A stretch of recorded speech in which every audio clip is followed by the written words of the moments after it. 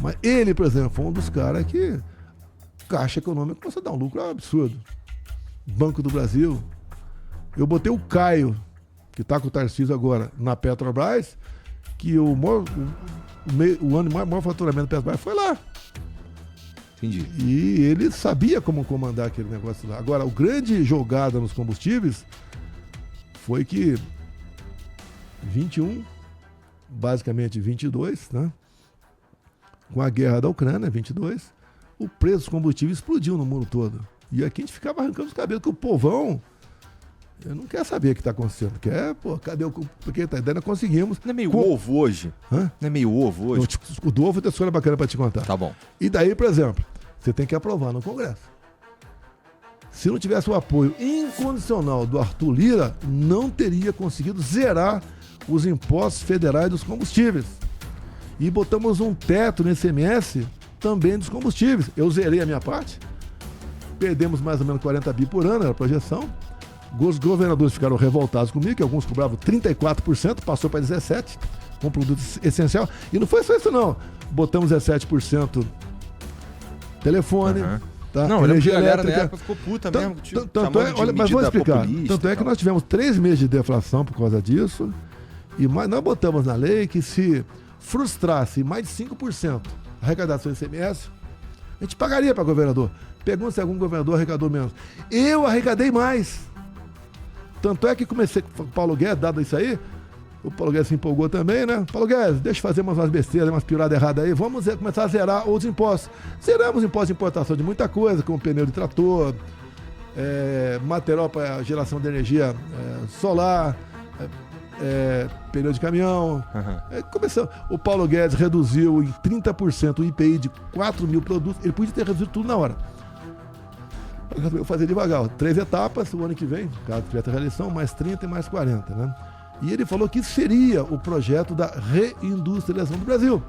Que geralmente quando se reduz o imposto de alguma coisa, né? O empresário não vai pagar. Geralmente o povão, tá trabalhando para os banqueiros, para o empresário. Quando viemos o PIX, os banqueiros deixaram de arrecadar um pouco mais de 20 bilhões por ano. Não teve taxa nenhuma. Eu trabalhei para banqueiro? Não foi. E deu certo essa questão. Agora, te falar uma coisa importante aqui. Vamos fazer uma análise com o meu governo. Lógico que eu sei o meu tamanho perto do Trump. O PIB deles é 14 vezes maior do que o nosso. Então, tem estados lá com o PIB do Brasil. Brasil. Arrecada mais PIB maior que o Brasil. Então, quando o discurso dele, no dia 20 de janeiro, ele falou 4 linhas da economia, né? Primeira, desregulamentação.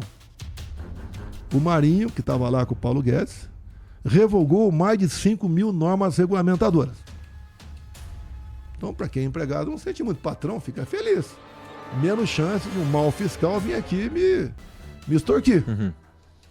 Daí ele falou em desburocratização. Na parte governamental, nós transformamos o Brasil o segundo país mais digital do mundo. No teu telefone está aí tua identidade, dá um montão de documento aí.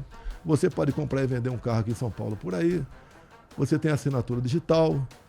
Isso aí ajuda pra caramba. A terceira linha do Trump.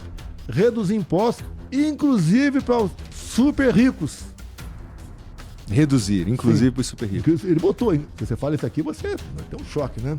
Mas é que aqui, o que é reduzir imposto para super rico no Brasil? O que Olha só, ele tá diminuindo gastos. Ele gastava, por exemplo, com a Waste né? Uma empresa lá, esquisita lá, 50 bilhões de dólares por ano. Que o dinheiro não ia para obras sociais. No meio do caminho, ajudava até o Hamas. Aqui no Brasil está chegando à conclusão onde entrou esse dinheiro. Pelo que tudo indica, teremos alguma surpresa por aí. Não quero adiantar porque eu posso estar equivocado. Tá. Nós aqui no Brasil, nessa questão de reduzir impostos, te falei agora há pouco, os impostos federais, de combustíveis, etc.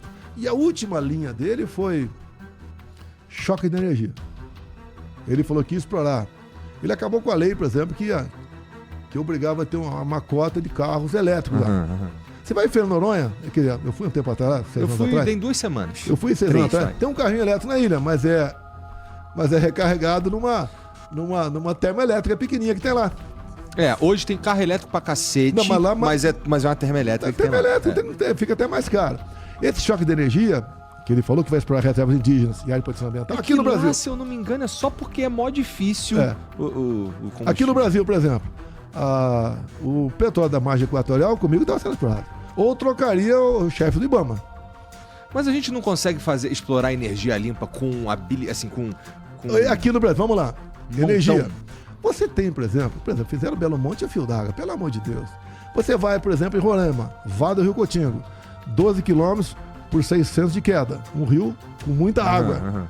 Mas é reserva indígena. Você tem que botar ali uma hidrelétrica com poucas obras de arte. E daria para abastecer talvez metade do Nordeste. Você tem potencial pelo Brasil. Mas essas reservas indígenas, que não é para proteger o indígena, elas foram demarcadas no passado para complicar a nossa vida. Por exemplo, Yanomami nasceu em 92, numa portaria do ministro da Justiça em 92. Uma viagem que o presidente fez aos Estados Unidos, na volta de contrapeso foi isso. Foi demarcada a reserva indígena Yanomami. E assim, resolve isso? Chama os caras para conversar, os não, indígenas? Você precisa do parlamento, por isso que eu tenho falado, né? Me dê 50% da Câmara e 50% do Senado que eu resolvo os problemas do Brasil. Você pode ver, eu preciso de uma lei, eu não consegui aprovar, para derrubar outra lei que diz que quem desmarca, quem revoga decreto ambiental é uma lei e não outro decreto presidencial. Com isso daí, eu faria da Baía de Angra uma Cancún. Numa das idas para a região lá do Oriente Médio, um cara daquele me ofereceu $1 bilhão para investir na Baía de Angra. E eu não sabia desse decreto ambiental. Quer dizer, sabia, mas não achava da complexidade para desmarcá-lo. Não consegui, até que a pandemia no meio, entre outras coisas. Se tivesse conseguido, ia investir aqui. Você vai para a Baía de Ilha Grande, você vai para a Ilha da Jipóia, tem a Praia do Dentista ali do lado. Ali você pode ter um hotel lá com 500 quartos. Você vai para a Ilha do Sandre, um pouquinho menor, 200 quartos. E lá tem dezenas de ilhas, tem praias, coisa mais linda. Mas você não pode fazer nada. Uma questão ambiental, que não é preservada. Com um hotel lá, você pagaria missão para o dono do hotel para preservar a área toda.